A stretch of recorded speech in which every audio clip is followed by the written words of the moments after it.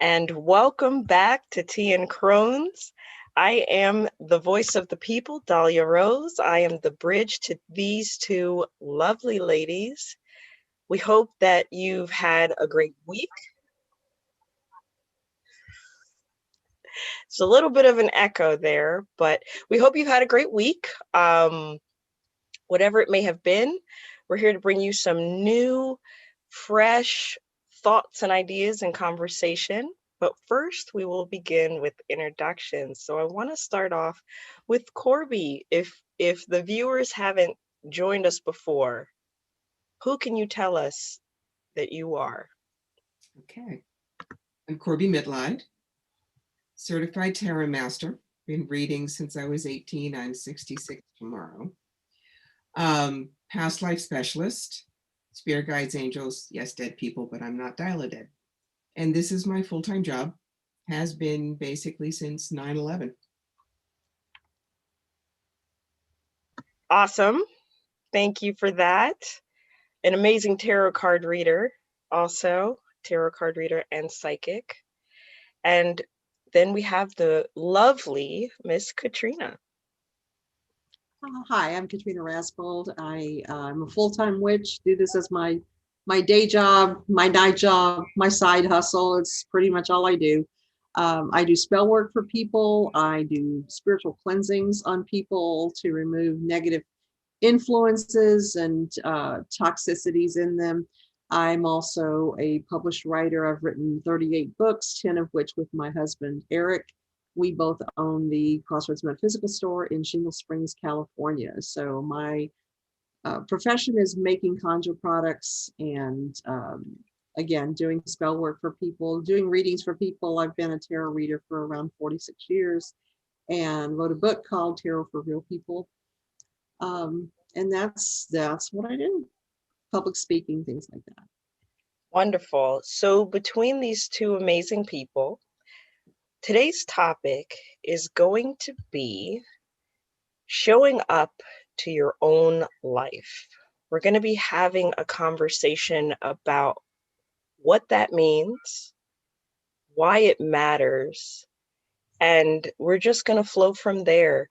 As we go on to talk about showing up in our own lives, we definitely want to hear from you guys. Fill that comment section with questions, insights. This is your show, and we're facilitating. So be sure to interact with us where you can. I think I'm supposed to say somewhere in all of this, like and subscribe, hit that little bell button so you know when we go live and you can participate. But for now, I want to have Corby start us off with this particular topic because she has had many insights with showing up to her own life that she feels are important. So let's go ahead and give that mic over to Corby. Right. So what does showing up to your own life mean? Well, for me, it means that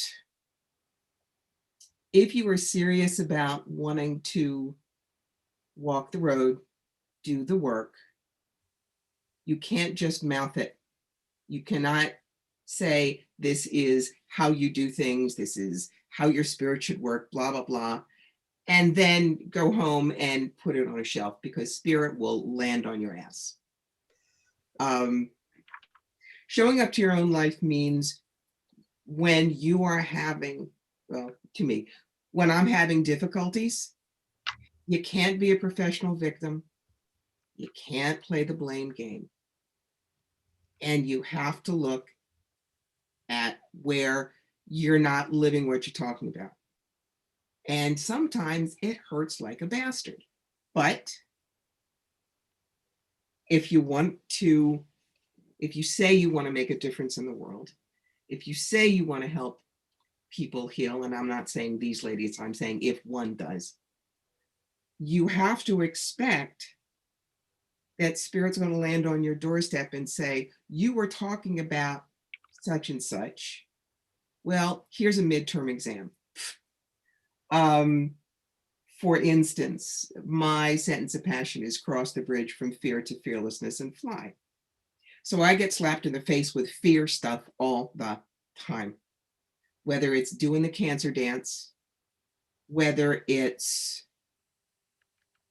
dealing with abuse, whether it's, am I going to have enough money to put food on the table? You know, this is not me now necessarily, but it's what I've had to go through for a long time.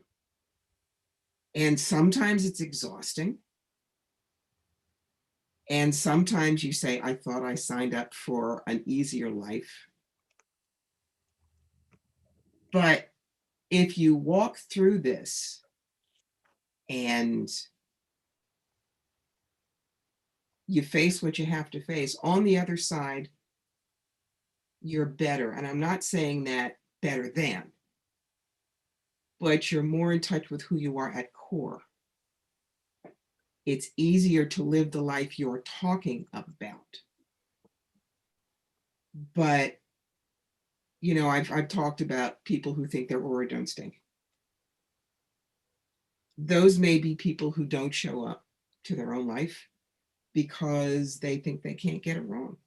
Everybody does. The trick is, once you get it wrong, do you sit there and whine about it?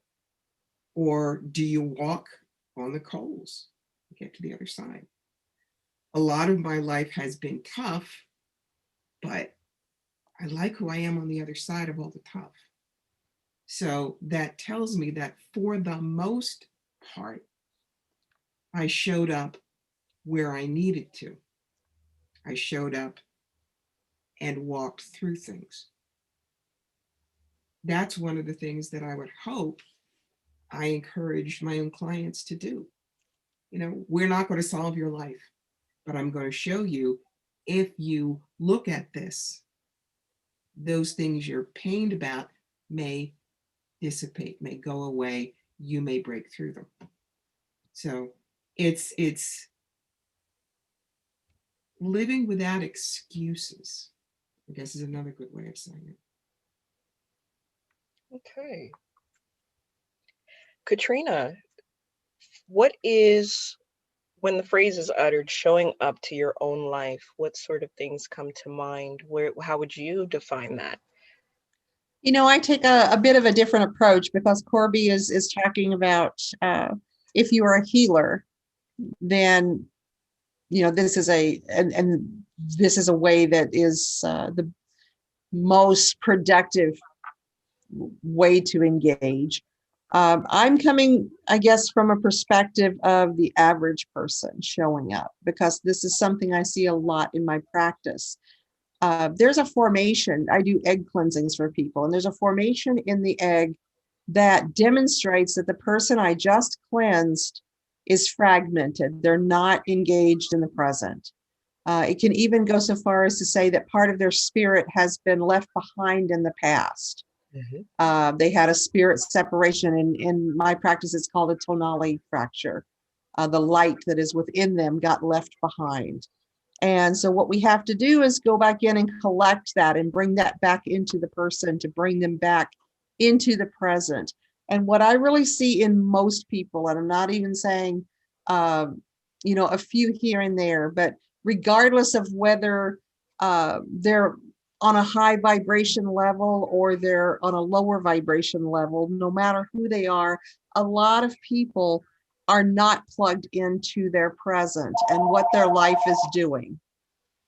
And so what happens is that we get people that are, I apologize for that, we get people who are either stuck in the past and are obsessing about the things that have happened to them. They are creating impressions of people around them and their relationships based on things that happened to them in the past, rather than what they're seeing right in front of them. And then I see people that are obsessed with the future. They're immersed in worry to the point that they can't invest in what's happening now, because this might happen or that might happen. And what that does is it robs them of being present in their own life, because they're either stuck in their perspective of a past that happened, or they're worried about what might happen. So they're not actually plugging in and experiencing the life that they're having now. So the concern for that is that they're going to finalize their time here on earth without ever having been present for that life that they were given. And so when I thought about our topic, that was what came strongly into my mind, was all the people who are missing their life because they're not showing up because they're stuck in a different space. Okay. So we have two different definitions to recount a choice of authenticity and living life to the fullest. And it sounds like Katrina's definition kind of falls into that. It's like, yes, doing all those things, but also staying present as you do them. So that, I mean, the thing that stands out to me about those two situations is when you combine them, joy is what is experienced. It is, people talk about needing to find that or investing in this for happiness and doing that. And joy can only exist in the present moment. And I was looking at the definition of authenticity somewhere, and it does talk about authenticity as you drawing to you. Again, all these things can only happen in the present. It was interesting, Katrina, what you mentioned about fragmentation. I was in a healing session with someone once and was shown how even the word thoughts can kind of split a person, not necessarily at soul level, but at it's almost like their energy is drawn in those different directions, and so then they become tired, and that's sort of where they become immobile and lose in that space. So I just found your description interesting in terms of what that fragmentation looks like. So I wonder if either of you have, and maybe we'll start with Corby, if you have like something that our audience can pull from as far as a time when it was important for you to show up in your own life.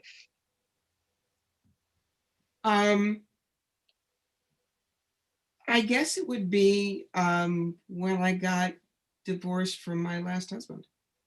Okay. In that it was totally unexpected. Just one day, hi, I'm done with being married. I'm moving to California. You're not invited. And I was stuck in Atlanta. And for 3 weeks, as Katrina says, it was panic about the future. It was looking at the past. What did I do? And then I realized the only thing I could do was say, what do I want now?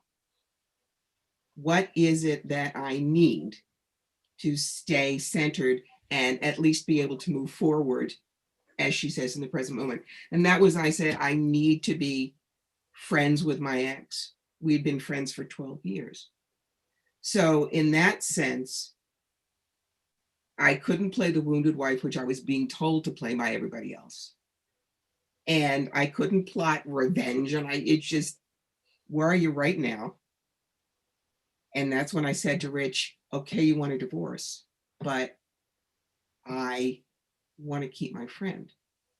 And I had to stay in that moment to be aware of what he was saying, to listen, to be able to put it together with what would work for both of us. And so it made a huge difference in how the divorce went. And it if you will, it cleared the energy so that the past I had with Rich doesn't tug at me. But that was really where showing up to your own life, facing what you've got to face, what do you need to do in this moment to move forward? You can't skip over it. Absolutely. In the day and age of addressing symptoms and not the problem, it's very important not to skip. Katrina, any opportunities for you that come to mind? It's really hard to choose one because that's really something I do every day. is making a choice to stay engaged and plugged into the moment. And I've had a very busy history in my life. Mm, And a lot of times what I'm finding in my clients is reflected in my own life, which is it tends to be times of trauma, like Corby has described, that force us to make a choice for whether we're going to engage or not. And it's unfortunate that people are motivated primarily by pain. And so I think that for me, even though my everyday is not now painful, even in joyful situations, I have to stop and say, okay, am I here? Am I really feeling this and experiencing this? Am I in this moment? And I do an exercise when I wake up in the morning and say, okay, you're back. It used to make me smile because one of my kids, when he would wake up in the mornings, I'd go in and, just kind of stroke his hair to wake him up. And he would look at me, and he would say, I'm back. And so I think of that when I wake up of, okay, I'm back, I'm here, I'm grounded. I go over what I need to engage in actively that day and make a point to stay that way. And part of what keeps me there are, and I hate to keep coming back to this, but my clients, because what I have to do is be there with them present in that moment. If I drift off thinking about what I might have concerns about in my life or remembering something that just happened, I'm not plugged in with them. So I've had to have exercises all the time in staying plugged in. So there's not really any that stand out more to me than the others, just the ongoing process of be here now and feel what you're feeling now, because I can get swept away. I can easily get, I'm a Virgo, I can get so swept away into worry. I can get lost back in the past, rehashing old hurts and things like that, and looking for patterns in my present that disrupt my current relationships. I can absolutely do that. And if I don't stay where I am right now, I sometimes worry I won't come back. mm, powerful. I love what Katrina says about, being present with a client. A lot of people don't realize that kind of one-pointed, compassionate focus is a specialty in people like Katrina and people like me, and probably people like you as a strong healer. It's not a given. It is something we've cultivated because people come to us with that pain, with that fragmentation, with that, what that am I doing? And what they need is that clear mirror that can reflect back to them where they are. And if we're thinking out there, we can't be that mirror for them. No, it's quite distracting. So based on, sort of the combination between you two, I think for me, it is sort of like Katrina, hard to define a moment that stands out overall. But what I can say, because I don't think we're ever really done healing. I think when you're done healing, you die. So maybe that's harsh, but it's my thought.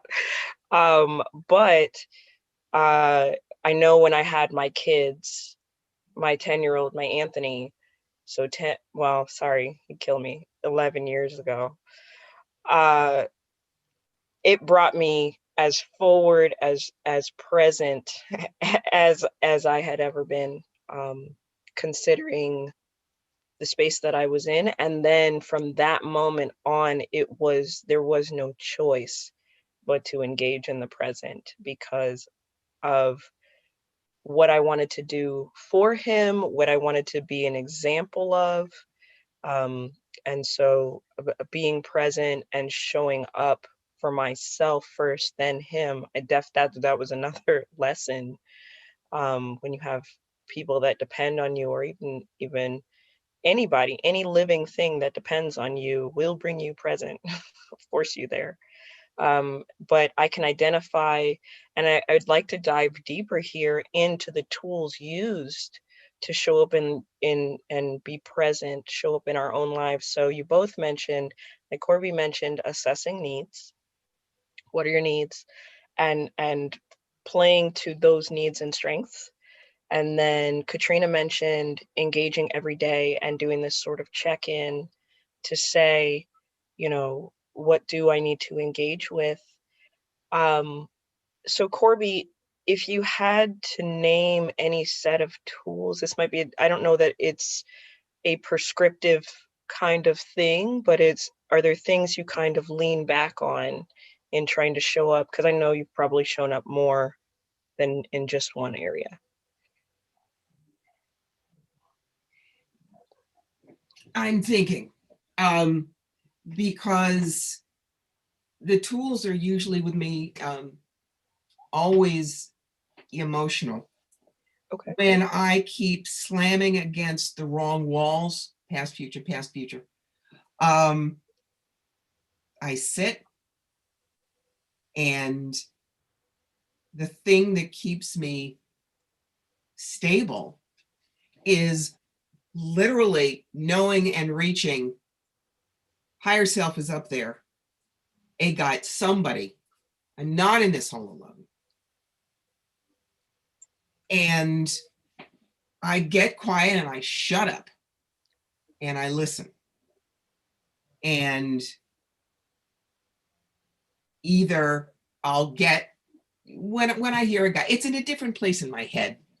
That's the only way I can describe it. Or something will be kind of an energetic cream pie in the face. Yo, take a look at this. And I can't do that if I'm having a pity party, past or future, either way. When I get really lost, I gotta sit. And I gotta just literally say, okay, I need help here. How is that showing up to your own life? It's being open to whatever the answer is, without whining, without but listening. And for one thing, that gets you a little calmer. And then you can see what your options are. But most of the time when we're not showing up in our own lives, we're on the hamster wheels. So you got to get off the wheel and that's it. Same question for Katrina, if you had thoughts around tools or ways. I think the most valuable tool that I've used for myself, and I've done this with my clients as well, around 30 years ago, I was probably at the lowest point in my life, and it was pretty bad. And I was in a crisis of faith at the time, because things were so horrible, and I had really checked out of my life because I couldn't bear to be there anymore. I was going through the motions. I was still going to work. I was still feeding my kids, but I was not present. It was just too much trauma and crisis for me to engage. And so I reached a point where I said, okay, this cannot go on. This isn't a quality of life that I need for me or my kids. I've got to fix this. And so what I did then is something I've done ever since then. And that is I created a truth journal. And so what I did with my truth journal is I began to write and made it, insisted that I did it every day. I wrote down what I knew to be true. What could I rely on? What was real? What wasn't supposed but was actually here? I could say things even simple like the color of my hair. I have at the time 4 children. I work at this place. I can depend on this person to be there for me. I had to write truths down that I knew were substantial. And every time I looked at those truths, it gave me a place to stand where I could feel secure and plugged into that life as it is right now. And in order to do that, I had to be painfully honest. And just blatant about what my life was and was not. And over time, my truth journal began to grow so that it went from some days it was just, I know I'm still breathing because I didn't have any other truths in my life. And over time, it went from a few lines to a half a page and I had to rewrite everything every night. I couldn't add on to it. It was a new page every night. Wow. And so I was repeating to myself as affirmation the things I could depend on that were solid. And that got me to reinvest in life where I was at that time and to create a place to grow as the days went by. So I have my clients do that. If they're in a place of real despair, write down what you know is real. I think it's these tools are amazing because there's an opportunity for two kinds of people, right? So some of us come from a more emotional space where, there needs to be time and space for having the experience and then moving into the silence. And then at the same time, some of us are more from a mental space to say, this is the kind of anchor that I need. They're both valuable anchors that will appeal to, it's like looking at both hemispheres of the brain, right? And so there's a lot of opportunity. I can definitely identify places in my life where I may have used Corby's technique or Katrina's technique, or done nothing at all. I think is that there is space for that, to coming to realize that sometimes taking a few hours to do nothing is doing something because of the overwhelm. As an A-type personality, that is the hardest thing to do. Give me a task and it's done. But to actually tell me to do nothing is agony. I mean, even in meditation, I'm not doing it. I'm doing something. Mm-hmm. And I want to interject here a comment from Gladys, which I think is perfect. One has to be there for the client, but sometimes it's okay for the healer to be a client as well. As healers, we try to take care of each other.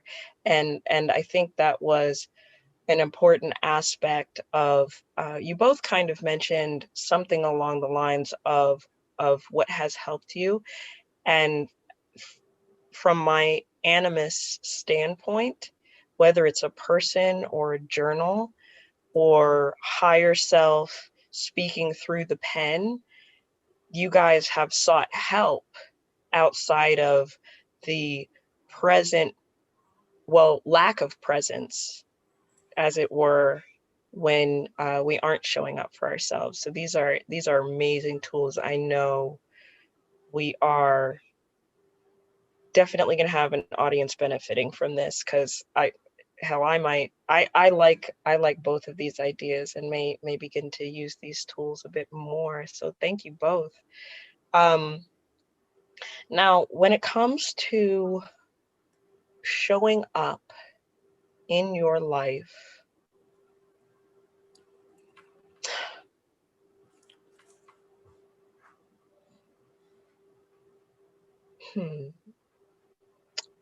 if there was,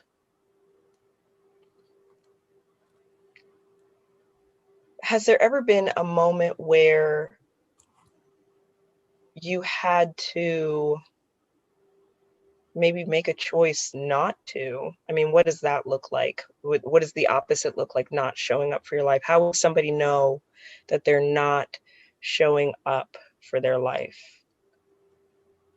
Corby? Well, I think it's showing up in the moment. Sometimes you kind of have to dissociate. I did. When I was growing up and my mother would come at me drunk, I couldn't listen to her. I would go away in my own head and let her. If you all remember the Charlie Brown, wah, wah, wah, that's what the adults said. That's kind of what it was like. And so there was that defensive mechanism. Whether that was not showing up for my life or not showing up for hers, I'm not sure. There are times when people are so enamored of their old story that you have a hard time being there for them and listening. So again, you pull away. You're not there for their life, and maybe you're not there for your own right now. But showing up for your own life doesn't mean saying, I'm walking around with a sign that says kick me all the time. If you're going to be in a place in your life where you're going to get kicked, you don't have to be there, you're allowed to move away. And the other thing is like I said, yeah, I've had cancer, but that's not the first way I identify myself, because I'm not being present in my own life. That's who I was in 1989, in 2000, and 2004. I'm not her now. So when someone tries to pull me back there, I move away from that. I change the conversation. I won't be in that moment with them. Is that what the kind of thing you're talking about? Yes, absolutely. Absolutely. If and so Katrina, based on your work, how might you explain or point to ways in which people are not showing up in their lives? I know we've kind of touched on that already. Sorry. I think the biggest place where I see people not showing up is when there's two I can think of right away. One is the complete lack of accountability that people demonstrate for what happens in their life. Most people who come to me have the attitude that everything is just out of control. They have no choices they can make, and they need me to fix it so that they feel better. It's very rare. That's why I connected with you right away, Dahlia, because our initial reaction, you and I, was you came to me as a client. And you had this weird openness that just, you were willing to just get in there and do the hard work and be objective, painfully so, about your situation, and say, okay, what can we do here? You were a pleasure to work with, and most people aren't like that.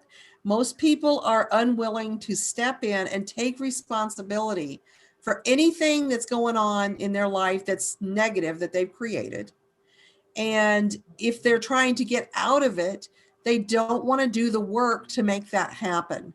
That's a way of not showing up. Another way of not showing up is a whole different direction. And that is, I see this a lot specifically with women who have children and who are heavily invested in the role of mother, which is great. I mean, I have 6 kids, and sometimes I was invested and sometimes I wasn't. Sometimes I showed up as a mother and sometimes I didn't. But what I see in people a lot of times is their children have now grown, and either they're enabling their children to stay home under their roof and not encouraging them to go out and have adult experiences when they're 26, 27 years old. But they're also, if they are out there in the world, they're hovering constantly over the families of their grown children. So they're not showing up in their own lives because they're so busy showing up in their kids' lives. And I'm not saying you shouldn't be connected to your children, but what I see a lot of are women who didn't create a place to go.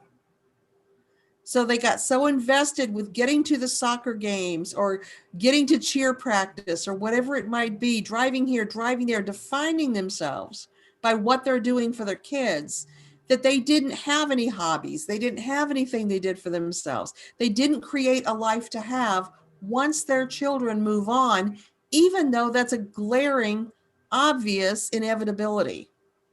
And so you have these lost souls who are out here looking for a place to go, and they end up just doing what they always did, which is hovering over their kids instead of creating a life of their own. So those are two ways I see people not showing up. I definitely think that that translates. It doesn't stay in its pretty little box either. As they go out and navigate the world, those are your hovering supervisors and your other people that try to infiltrate your life. You're like, wait a minute, we're not even, we're not even related, and you are not in charge of me.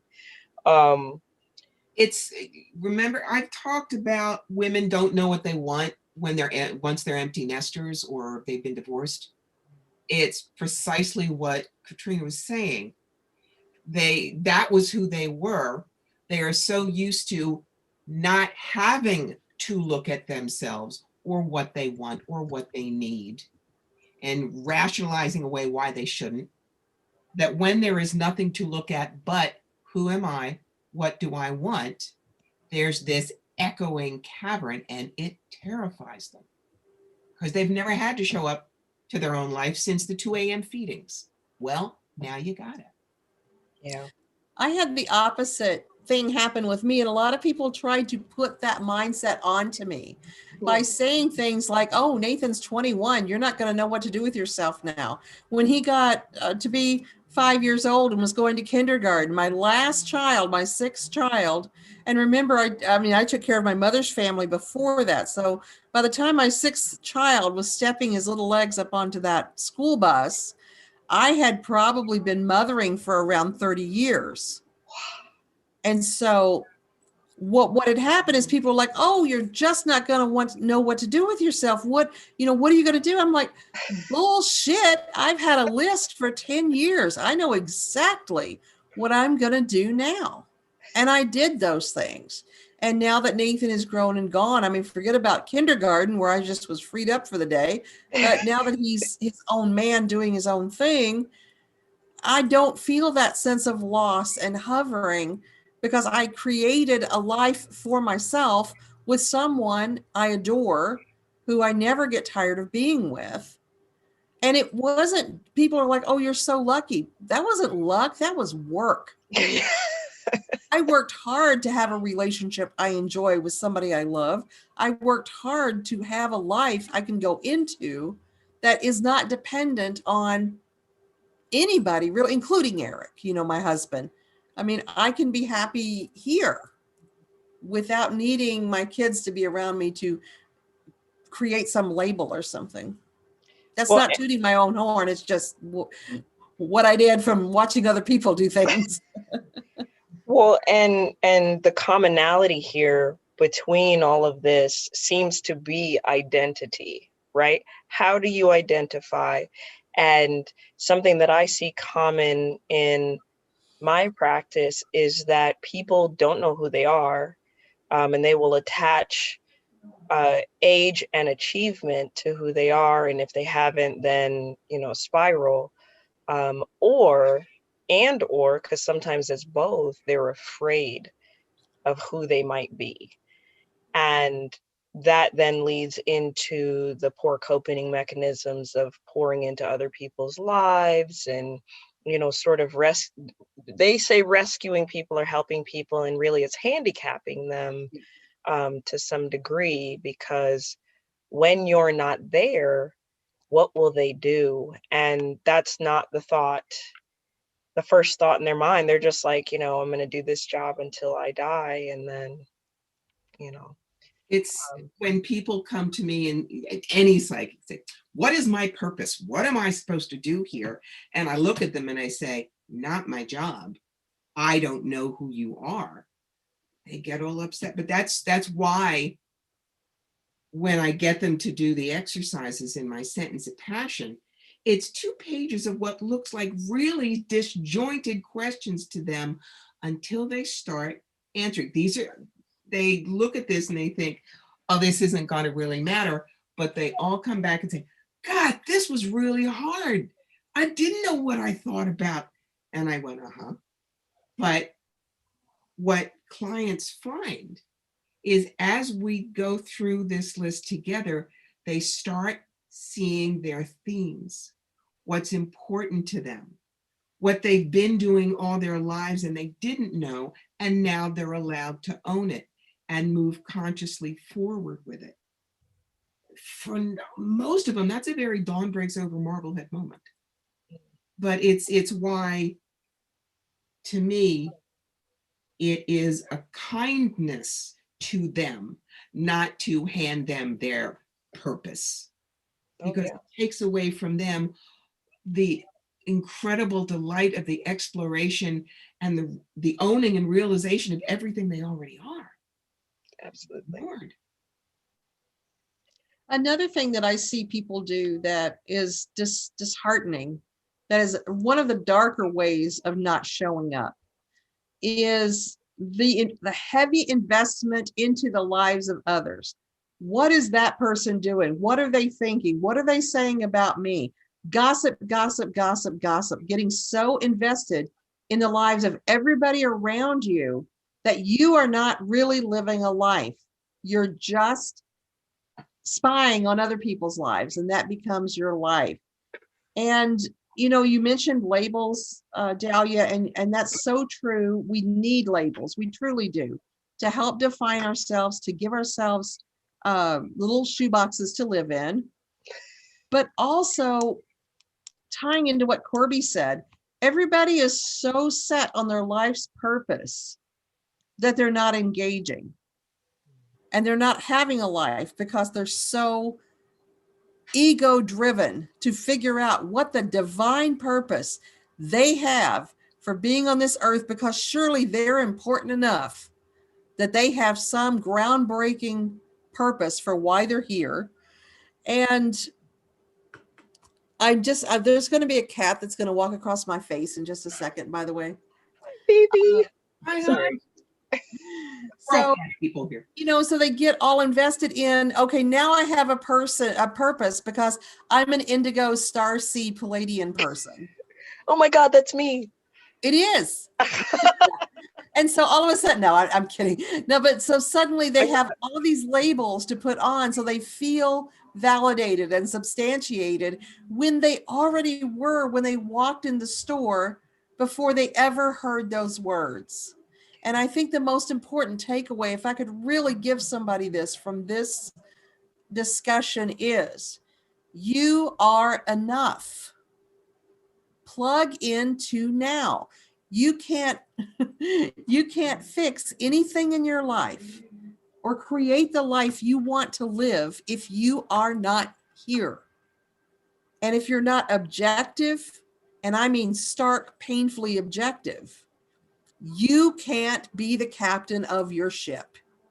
Nope. You are forever going to be in somebody else's ship, and that means you're the asshole cleaning the deck.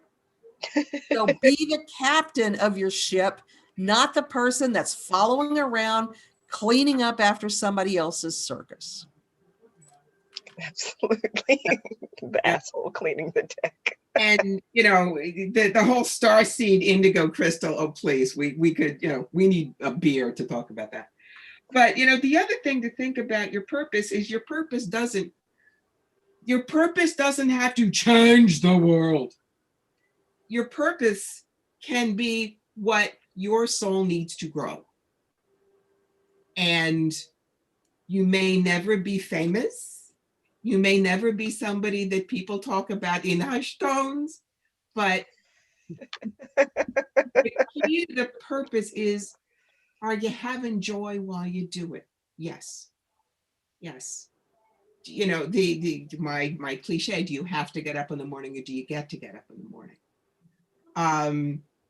If you have to get up in the morning, then I guarantee you're not living in the happy present moment. You're just not.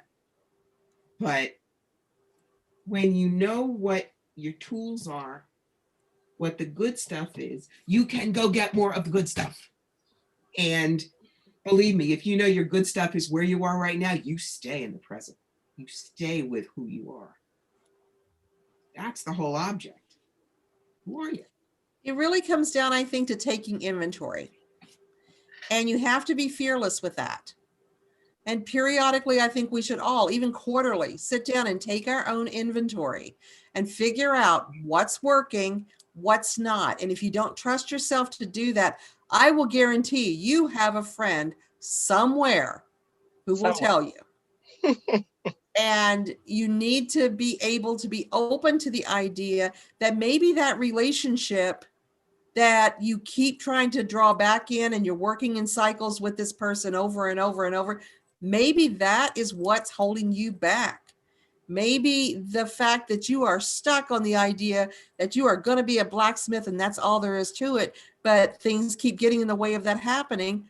Maybe that's a message that that's not where your energy needs to go. Take inventory and make sure you are creating the life you want to be engaged in, not one you want to escape or you want to be fixated on the present or fixated in the past. And you got to make sure that the friend that is working with you on that, you had better be ready to hear things that aren't, yes, you're wonderful and you're perfect and you're my best buddy and I love you. Well, they're not a friend at that point. And that's part of your inventory is you're surrounded. You know, I got to tell you something Eric said to me. And this really, I have a lot of Ericisms because he's very clever. And there was a time, and talk about taking inventory.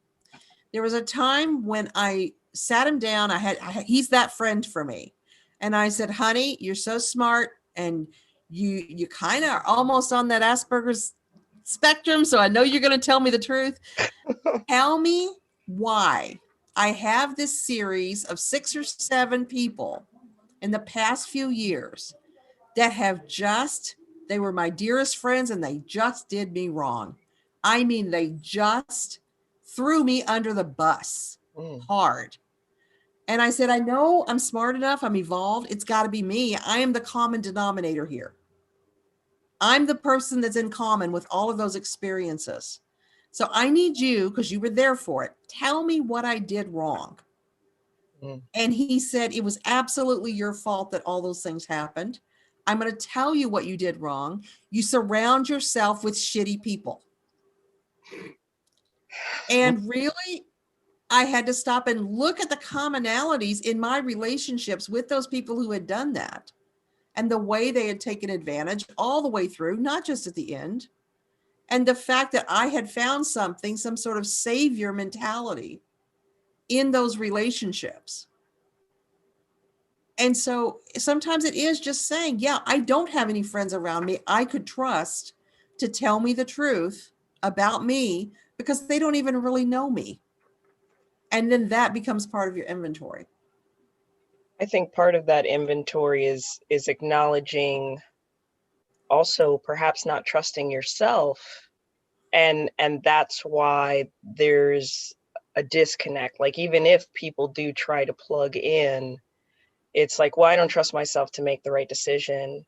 So therefore I will superficially connect with you, and then I'll blame you for the fact that this is a shitty connection and that, you were untrustworthy. And it's interesting what you talk about with the inventory piece. I was doing some life purpose work and came across a gentleman that talks about doing integrity reports quarterly, and basically taking a list of values and making sure that you still align with those values at each stage, and how that reflects in quadrants of your life: spirituality, home, love, whatever the case is.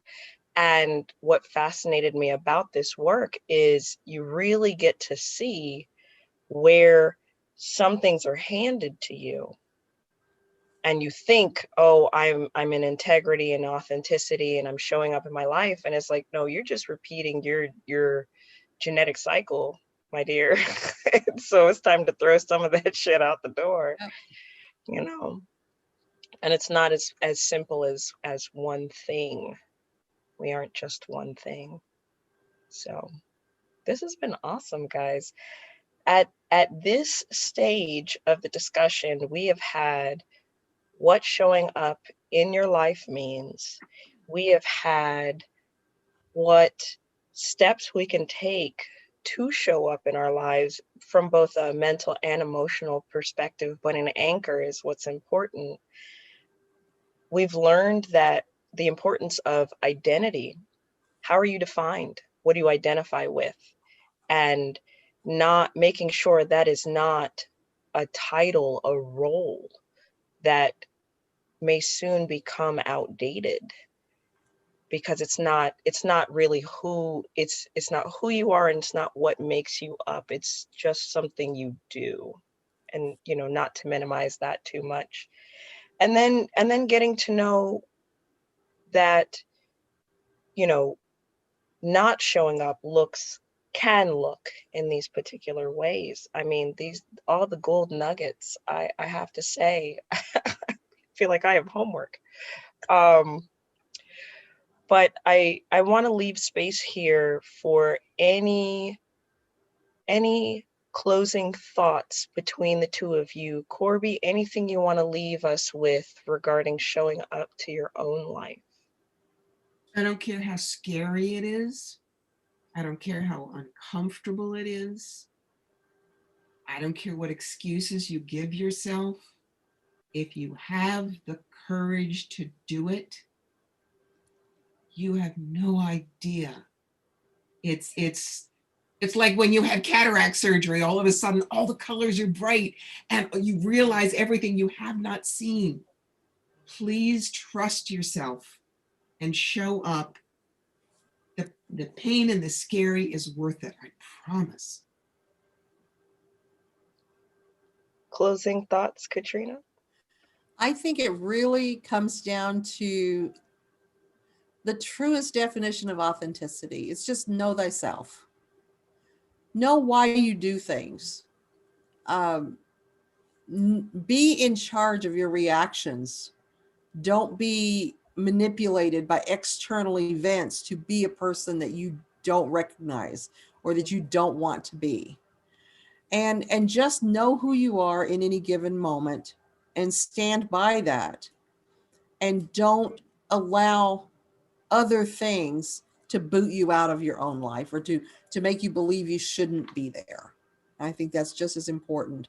But yeah, just plug in and see how things are. And if plugging in means you wake up and you're living in an apartment that you hate and working a job you can't stand, living with a person that you don't relate to just because, I don't know, you've been with them for so long, you don't know how to not be with them is what I hear a lot in my practice.